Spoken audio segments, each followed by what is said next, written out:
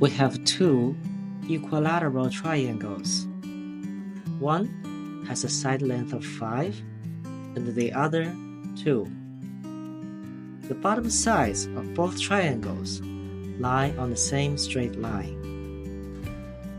In the beginning, vertex C prime of the small triangle touches vertex B of the large triangle. Then, the small triangle starts to slide to the right along their common shared bottom edge.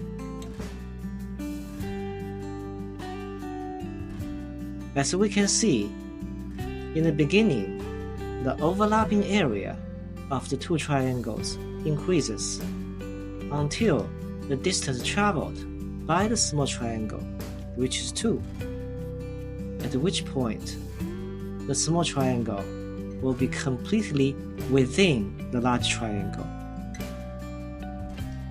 and remain so until vertex C prime touches vertex C, at which point the distance traveled by the small triangle will be exactly 5.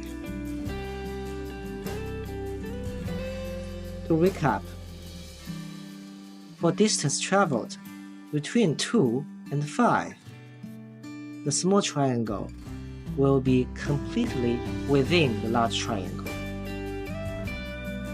As the small triangle continues to slide to the right, the overlapping area starts to decline until the distance traveled reaches 7, at which point the small triangle will be completely outside of the large triangle again, and the overlapping area will be 0.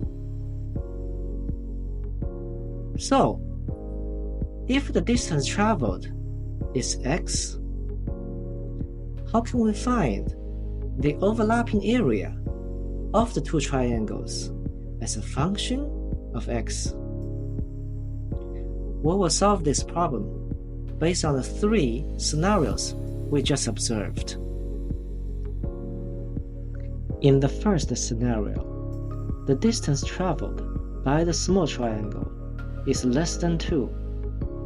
The overlapping area is the equilateral triangle DBC prime.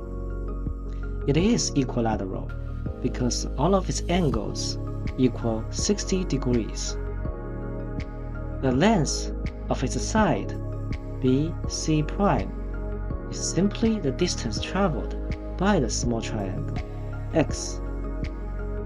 So, based on the property of equilateral triangles, the area of overlap, or the area of triangle DBC prime, equals square root of 3 divided by 4 multiplied by x squared, where x is the side length of equilateral triangle DBC prime. The second scenario is the easiest. When the distance traveled is between 2 and 5, the overlapping area is simply the area of the small triangle. Since its side length is 2, its area equals square root of 3 divided by 4 times 2 squared, which equals square root of 3. That's pretty straightforward. In the third scenario, the distance traveled by the small triangle is greater than 5 and less than or equal to 7. The overlapping area is once again the equilateral triangle, this time DB prime C. What's the length of its side, B prime C? We know B prime needs to travel 7 from its original position to reach C. Since it has already traveled x, it still needs to travel 7 minus x to reach C. So the length of B prime C is 7 minus x, and the overlapping area equals square root of 3 divided by 4 times 7 minus x, together squared. And that is all. If you enjoyed the content, please like, subscribe, and comment. Now go enjoy life.